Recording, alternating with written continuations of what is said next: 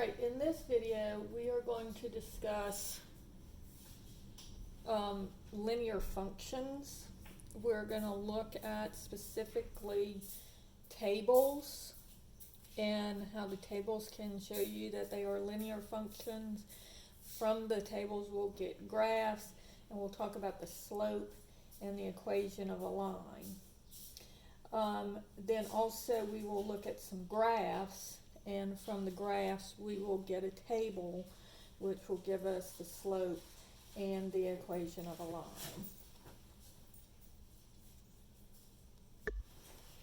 We will also discuss when the function is increasing, when the function is decreasing, and when the function is constant. So let's just start with our first problem. So problem number 1, and on this one I'm going to do the table sideways.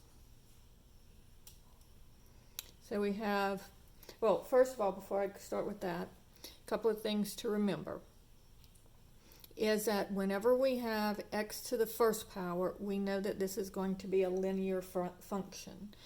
And so usually we write our function as y equals mx plus b, and if you will recall, that is a equation for the slope-intercept form of the equation of a line. So now when we write it, since we're writing it as a function, instead of y, we're going to say f of x is equal to mx plus b.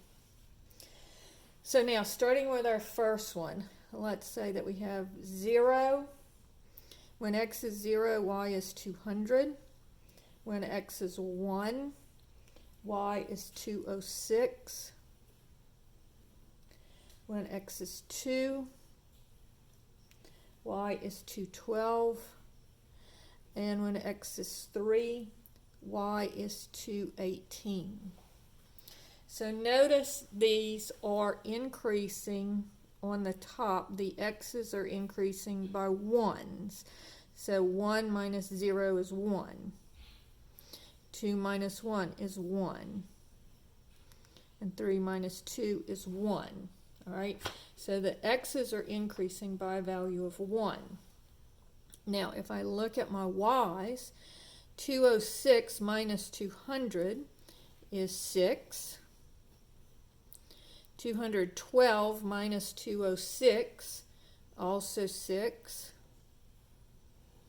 And 218 minus 212 is also 6.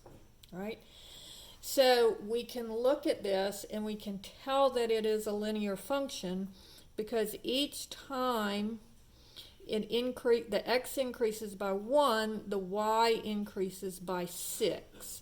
So it's very consistent here. It's 1 and 6, 1 and 6, 1 and 6. Now, we've talked about the slope before, and we said that the slope was equal to y2 minus y1 over x2 minus x1. Now, what this really is it's the change in the y's over the change in the x's. So when we have it written as a table here, we can see that the slope is y2, this would be y2, this would be y1, so 206 minus 200 would be 6.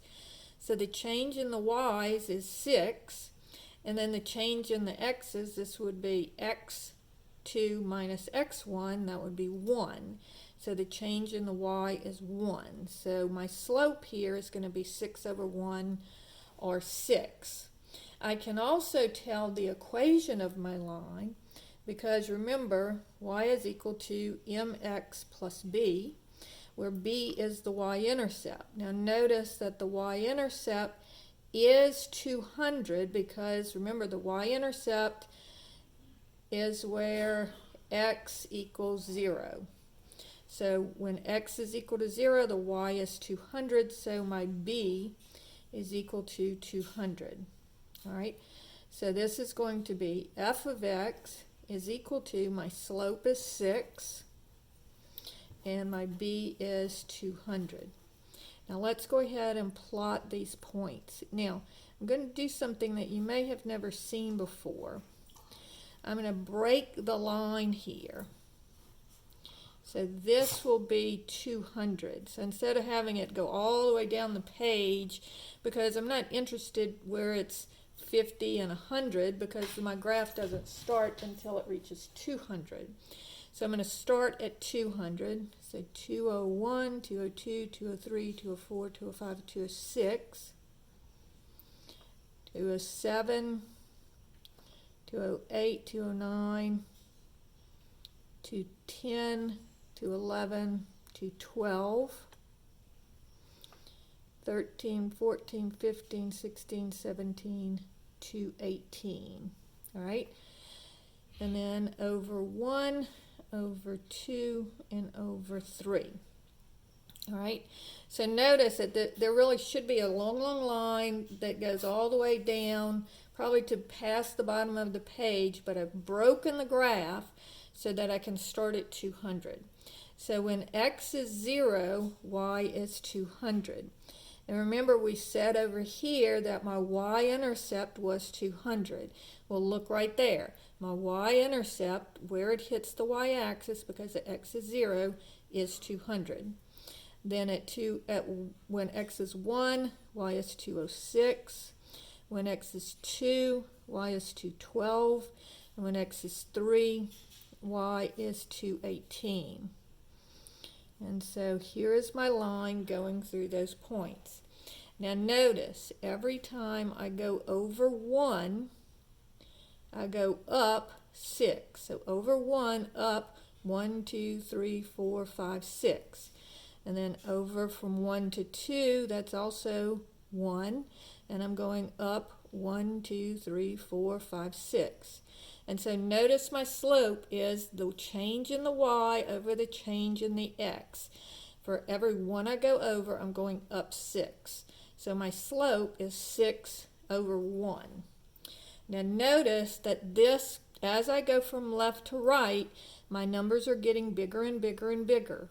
So this is an increasing function. And notice that my slope is 6, and so my slope is positive. And so that's why it's an increasing function. All right, now let's do this one a little bit differently. Let's make it a vertical set of points. So let's say that I have 6, 8, 10, and 12 as my x-coordinates. When x is 6, y is 21. When x is 8, y is 18. When x is 10, y is 15. And when x is 12, y is 12. All right? So now, what I'm going to do now is, first I want to see, is this a linear function? So I'm going to see what's the difference in my x's, what's the difference in my y's, and see if they are consistent. And so going from 6 to 8, so 8 minus 6 is 2. Going from 8 to 10, 10 minus 8 is 2. And going from 12 to 10, 12 minus 10 is 2. So notice in each one of these cases, I'm adding 2. So 6 plus 2 is 8, 8 plus 2 is 10, 10 plus 2 is 12. Now, on this one, going on my y's, when I go from 21 to 18, I'm going down 3. Okay, so I'm subtracting 3 here. And then also here, 15 minus 18 would be negative 3, and 12 minus 15, negative 3. So notice if I go 21 minus 3, I get 18. 18 minus 3, I get 15. 15 minus 3, I get 12. So notice it is very consistent. Again, my slope is going to be the change in the y over the change in the x. Or I could do y2 minus y1 over x2 minus x1. But since I've already done the subtraction, I can just say delta y over delta x. So that would be -3 over 2. All right. So now I'm going to have, I want to go ahead and find the equation of this line, of this function. And so I'm going to use, in this case, I'll go ahead, instead of using the slope-intercept form, I'll use the point-slope form. And you can use either one, it doesn't matter. So y minus y1 equals m times x minus x1. All right? And so this will give me, let's go ahead and just use this first point. So it would be y minus 21 is equal to my slope, which is -3/2, times x minus x1 is 21. Is 6. And so this gives me y minus 21 is equal to -3/2, and I'm going to distribute here. So it'd be -3/2 times x, and then negative times negative is positive. And then 3/2 times 6, so this is 6 over 1, so the 6 and the 2 would cancel to give me 3 times 3 is 9. Or if you have trouble with that, you can use your calculator. And make sure that you get your signs correct. So I'm going to get 3 ABC2, and I'll make it negative, and then times -6. And it's equal to +9, so it would be +9. So you can use your calculator if you have trouble with multiplying fractions. And then I'm going to add 21 to both sides, and so I'll get y is equal to -3/2 x plus 30, or f of x is equal to -3/2 x plus 30. All right, now let's look at what this one looks like.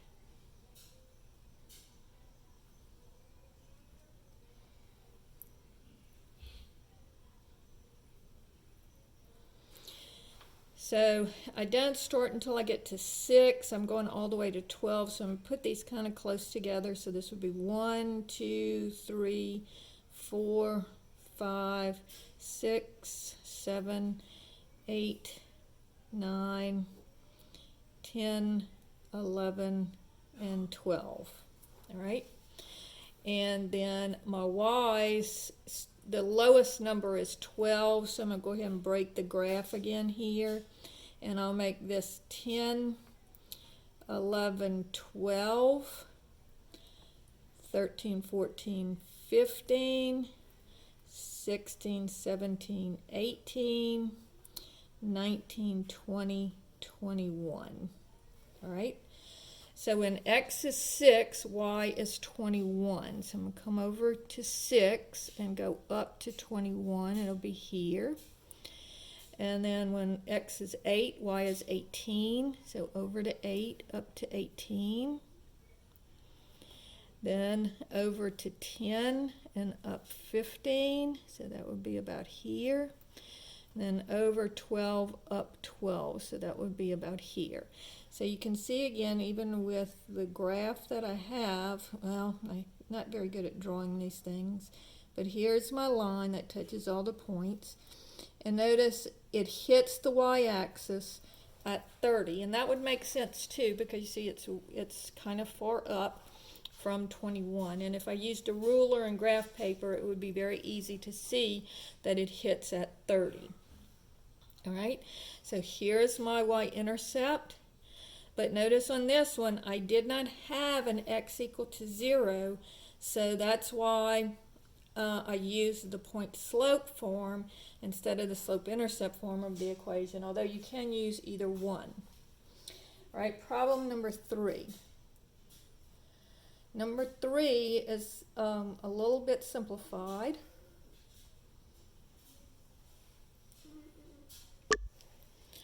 Oh, before we get to that, I almost forgot. Don't forget that as I go from left to right, so as I go from left to right, see how it's going down. So the numbers are getting smaller and smaller and smaller. So this is called a decreasing function. And notice that my slope here is -3/2. So when my slope is negative, I will have a decreasing function, right? So now this one is a little bit simpler. If I have 3, 5, and 7 as my x values, and I have 4, 4, and 4 as my y values, all right? So notice on this one, and I'm going to go ahead and start this one by just graphing it. So I've got 1, 2, 3, 4, 5, 6, 7. So here's 3, here's 5, here's 7.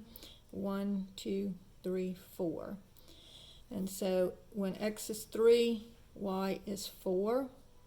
When x is 5, y is 4. And when x is 7, y is 4. Now this one I graph first because you can see now that this is a constant function. And notice if I look at my changes in my x's, this is 2 and this is 2. 5 minus 3 is 2, 7 minus 5 is 2.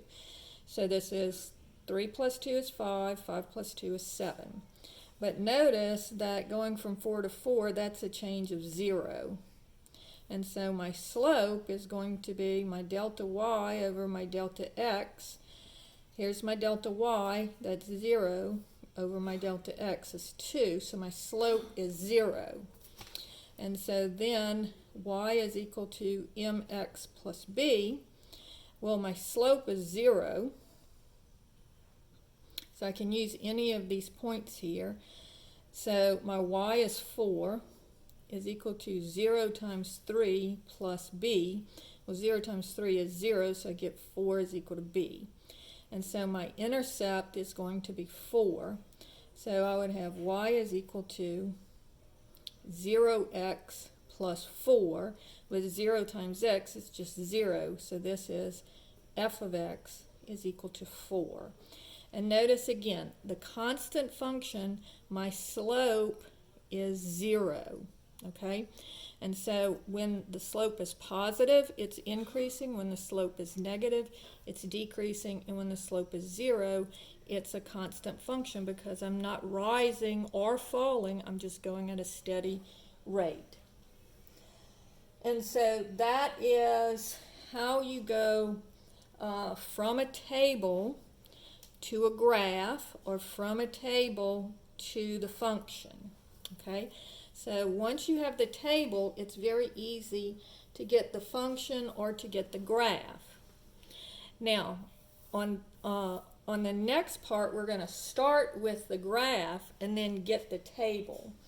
Now, on here, it's really easier to see on graph paper, so I'm going to try and make graph paper here as best that I can. So instead of just doing the little tick marks, I'm going to draw some vertical and horizontal lines to make it look like graph paper. So 1, 2, 3, 4, 5, and then 1, 2, 3. And so this is 1, 2, 3, 4, 5, and this is where the x is 1, 2, and 3.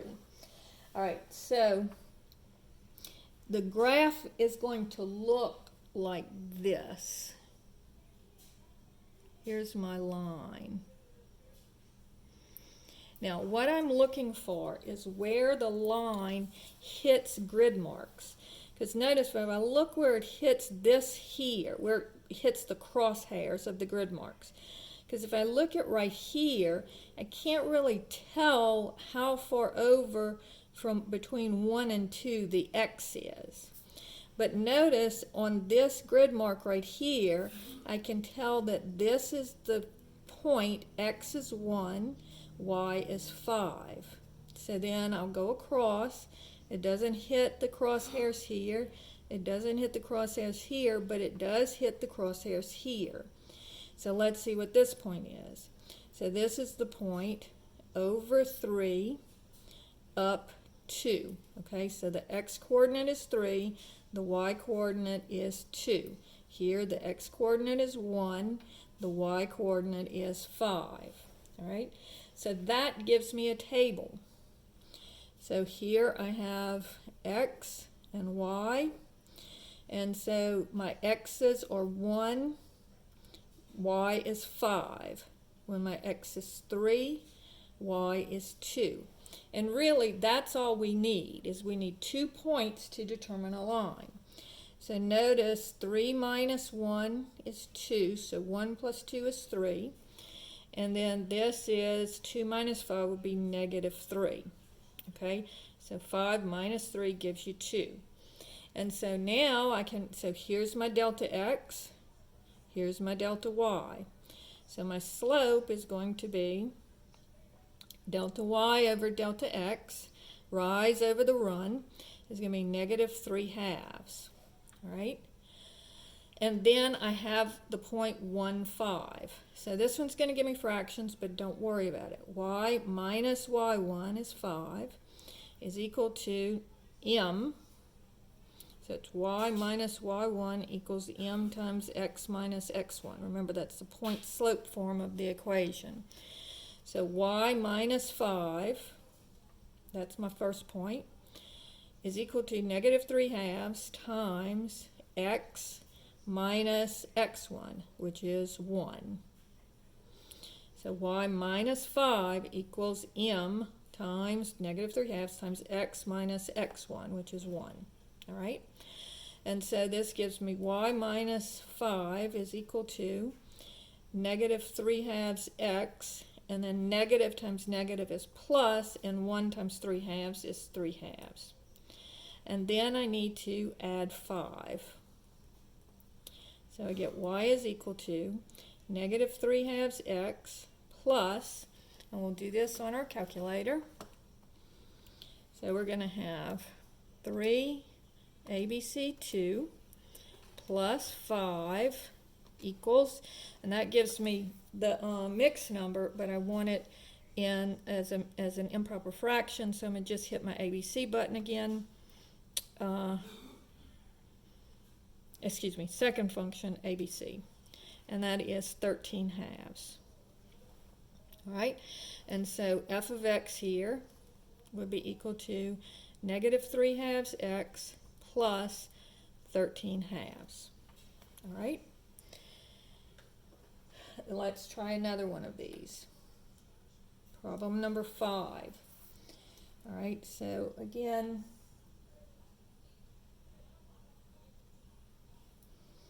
I'm going to try and do, so here's my x-axis, here's my y-axis. I'm going to try and make a graph as best I can.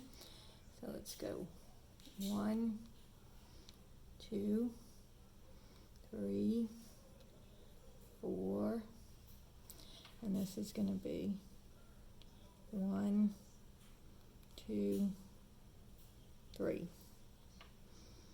So, and then my line is going to look like this.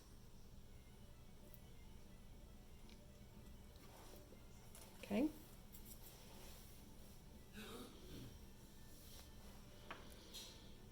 All right, so note